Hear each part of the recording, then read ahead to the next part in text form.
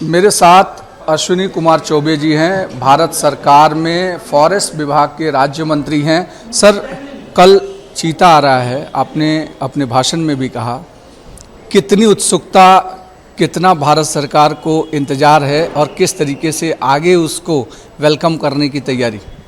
मुझे लगता है कि देश भर में जो उत्साह का वातावरण में जहाँ जा रहा हूँ और जब कहता हूँ तो सब लोग मंत्रमुग्ध होकर के सुनते हैं और सोचते हैं कि जो प्रजाति हमारी समाप्त हो गई थी आदरणीय प्रधानमंत्री जी के मार्गदर्शन में, और उन्होंने जिस प्रकार से हमें प्रेरित किया और हम लोगों ने विभाग की ओर से पिछले कई महीनों से प्रयास करके और जो अपना चीता का जो एक मित्र संगठन है उन्होंने इसकी चिंता की और फिर दूसरे देश से यहाँ बिना किसी मतलब कोई व्यापार नहीं या कोई किसी प्रकार का कोई कॉस्ट नहीं, मतलब यह जो प्रेम व्यवहार के साथ एक वन्य प्राणी को एक दूसरे जगह ट्रांसफ़र करना, ये पहली बार विश्व में हुआ है। ऐसा वाइल्ड लाइफ के लिए ये पहली बार ऐसी घटना घटी। हम सब ने सिर्फ किताबों में पढ़ा था, लेकिन अब हमारे लिए या पूरे देश भर के लिए इस तरीके की चीज़ें एक कितने एक्साइटमेंट के साथ होगी, और ख़ास करके इको फ्रेंडली कहा जाता है कि चीता अगर है आपके एनवायरनमेंट में तो आपका एनवायरनमेंट संतुलित बना रहता है। इसको कैसे? नहीं, देखिए, चीता के लिए जहाँ चीता है उसके अलावा अन्य इस प्रकार के, चाहे हिरण हो चाहे इस प्रकार के कोई भी जानवर, वहाँ सभी जानवर पहले से मौजूद रह रहे और एक जो इको फ्रेंडली है, हर प्रकार का एक दूसरे के प्रति जो कहते हैं ना कि जंगल में मंगल तभी होता है जब सब प्रकार के वन्य प्राणी और सब प्रकार का बायोडाइवर्सिटी अनुकूल हो। तो मुझे लगता है कि ये चीता के लिए बड़ा ही अनुकूल जगह है और मध्य प्रदेश की सरकार ने उसमें बहुत बड़ा सहयोग किया है। और वो मध्य प्रदेश का वह जो क्षेत्र है कुनो 7,000 स्क्वायर किलोमीटर से भी बड़ा है। तो मुझे लगता है कि अभी 8 चीता आ रहा है, फिर आगे दक्षिण अफ्रीका से भी आने वाला है 12, और फिर हर साल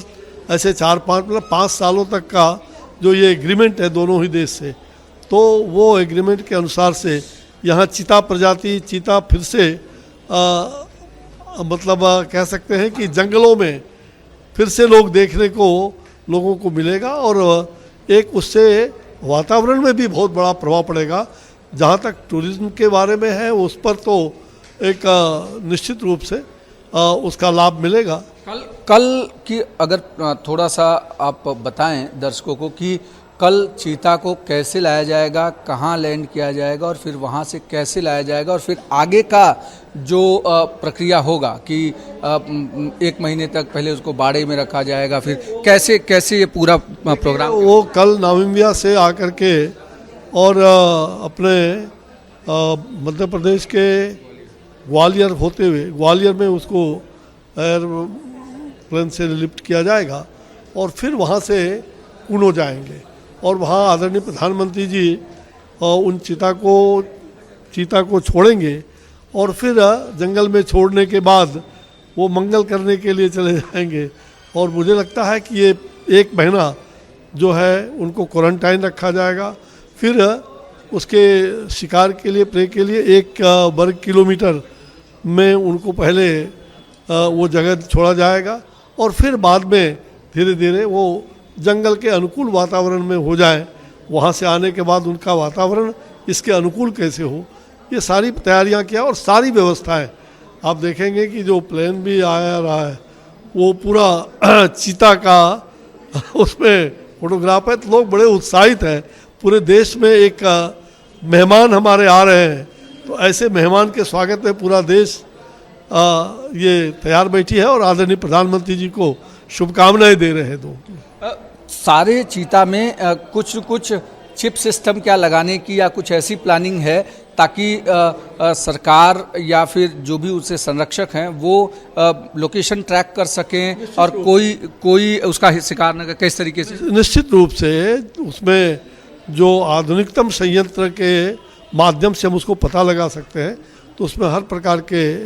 व्यवस्था की गई है जिससे हम उसको चिन्हित कर सकें और उसको किसी प्रकार का कोई शिकार न करे, उस पर कोई प्रहार न करे। यह भी ध्यान वाइल्ड लाइफ में तो सब प्रकार का सरकार का ध्यान है और इसके हम लोग हर तरह से उसको उपयुक्त मानते हैं। अगले साल अफ्रीका से भी कुछ लाने की प्लानिंग है? हाँ, निश्चित रूप से अफ्रीका से भी हमारा एग्रीमेंट हुआ है और नेक्स्ट अफ्रीका से लगभग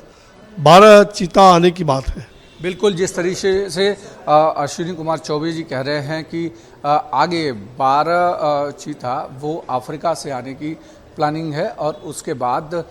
धीरे धीरे 5 साल तक इस एग्रीमेंट के जरिए देश भर में बहुत सारे चीता को लाया जाएगा ताकि एक देश में इको फ्रेंडली वातावरण तैयार किया जा सके। वीडियो जर्नलिस्ट सोम प्रकाश के साथ अभिषेक पांडे, न्यूज़ नेशन, मुंबई।